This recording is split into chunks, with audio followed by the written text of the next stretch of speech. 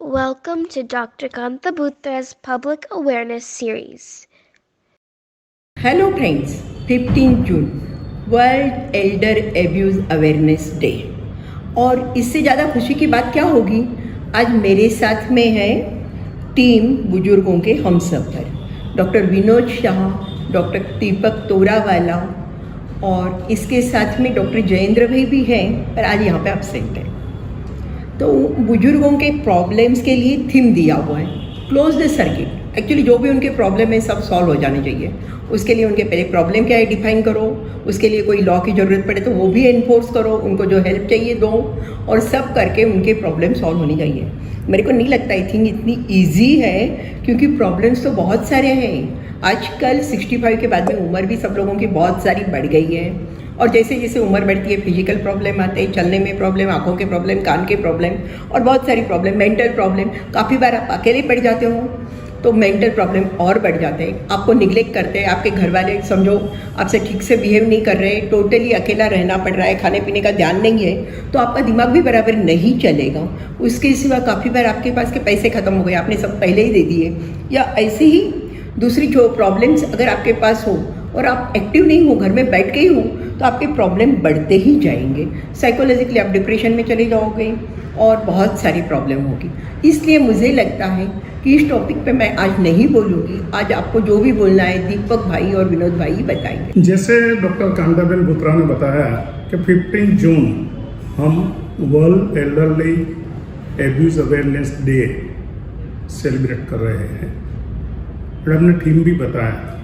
हमको मालूम है कि पूरी दुनिया में 2019 का सेंसस बताता है कि बुजुर्गों की संख्या 100 करोड़ की है, 2030 तक 140 करोड़ की हो जाएगी।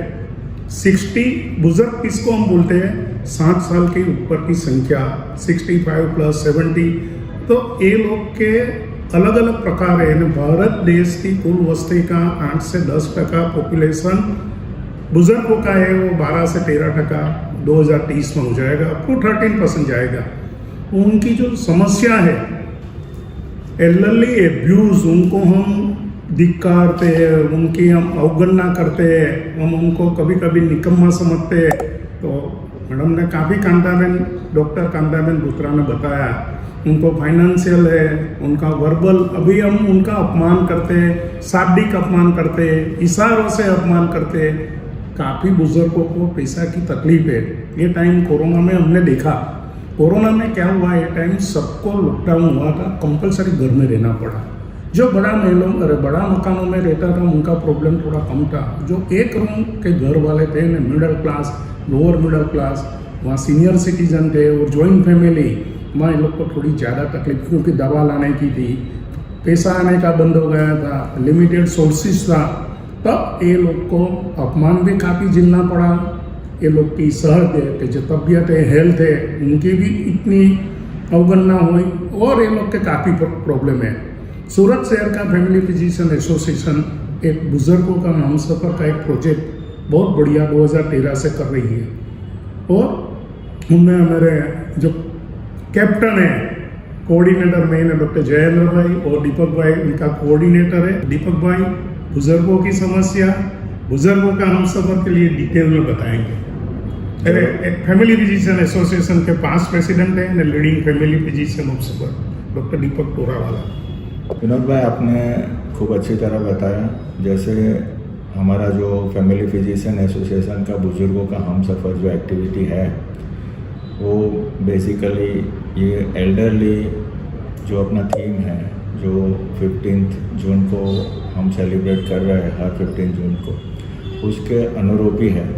उसमें हम क्या करते हैं कि हमारी 14-15 जो फैमिली फिजिशियन है हमारे एसोसिएशन के, उनके टीम है, वो हम डॉक्टर जयेंद्र कापड़िया के अंडर में हम लोग काम कर रहे हैं। और जैसे आपने बताया, अब तक 146 एपिसोड हमने किए, और हम लोग अभी तक लगभग 25,000 से ज़्यादा सीनियर सिटीजन्स तक हम पहुँचे हैं। और हमारा जो नेशनल फेडरेशन है FFPI, उनको भी ये प्रोजेक्ट बहुत अच्छा लगा, तो सूरत FPA के उनका कवरेज दिया।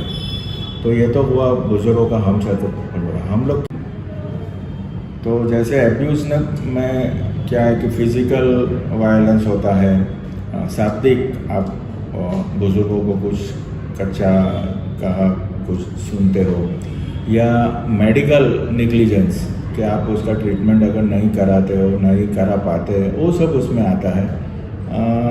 वैसे तो सेक्सुअल एक्सप्लॉयटेशन भी ये एब्यूज़ में आता है, लेकिन यहाँ उतना इंडिया में हमको नहीं देखा जा सकता है वो।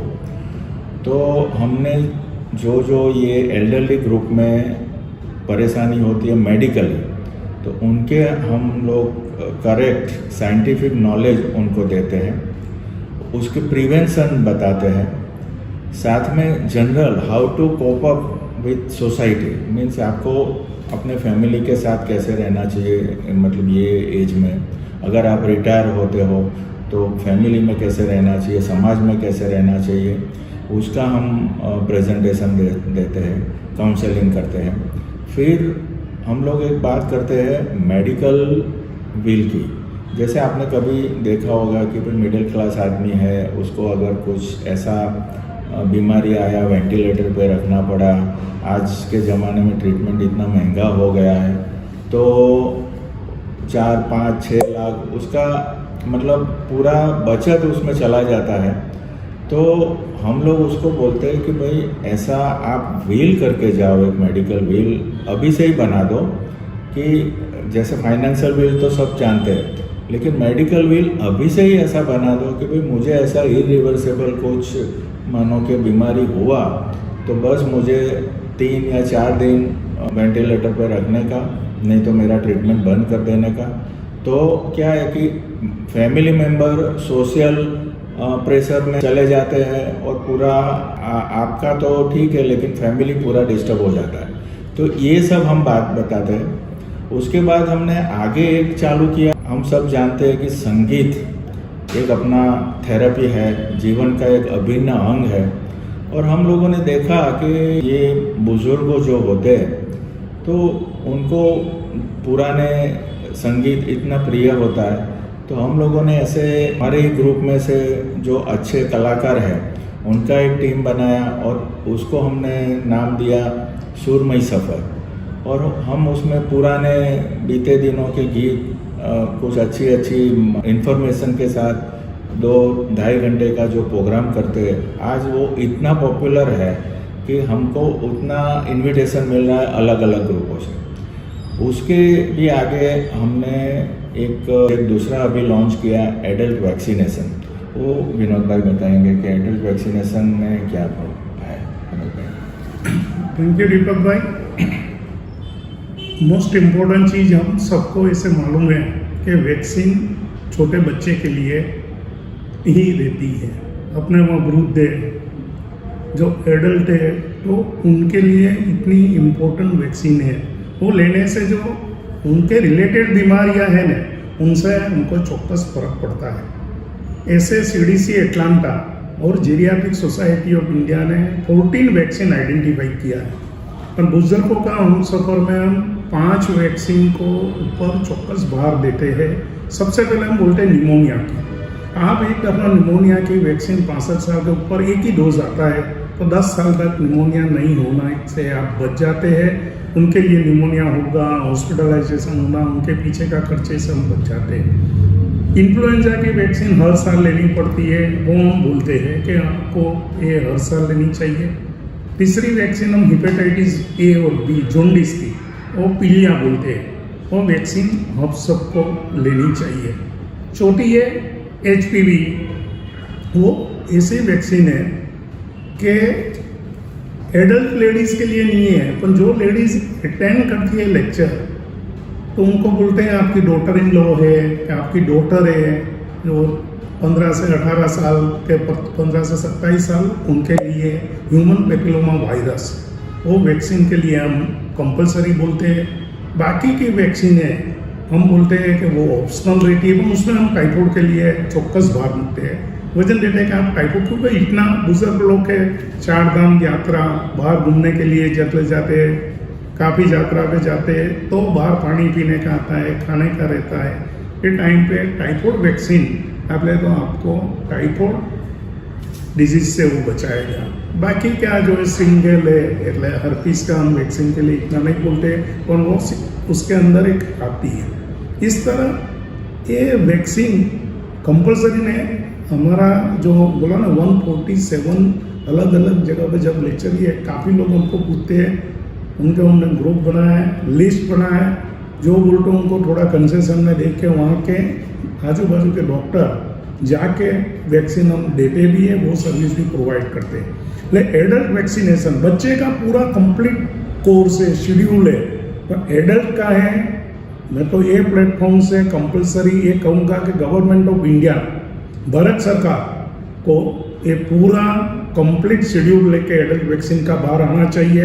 और हर एक बुजुर्गों के लिए जिस तरह हमने लास्ट अभी उसमें देखा कोविड में कि वैक्सीन के लिए उन्होंने लिस्ट बनाया था, इस तरह एडल्ट की न्यूमोनिया की है और ये वैक्सीन सब देनी चाहिए।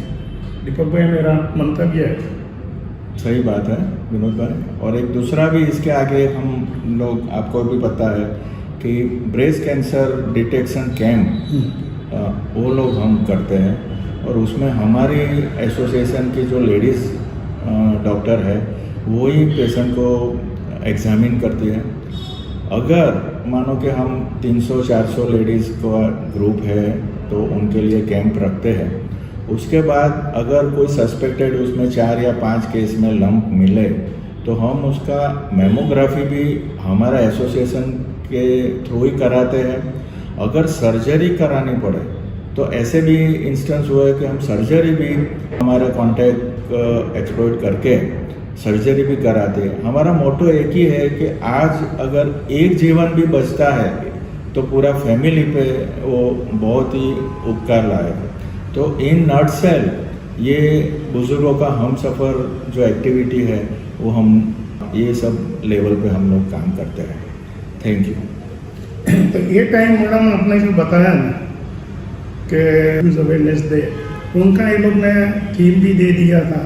तो ये लोग का जो लोगो है वो वायलेट रिबन है, वायलेट रिबन है। वो सीनियर के साथ बैठ के वायलेट का अपने कॉपी है, अपने वायलेट कैडबरीज आती है, प्लांट हम इस तरह देते हैं कि बुक देते हैं, तो सब मिलके इकट्ठा होके ये मैसेज ये लोग को मिलता है कि हम सब आपके साथ हैं, हम आपके दोस्त हैं, हम आपके दुश्मन नहीं है।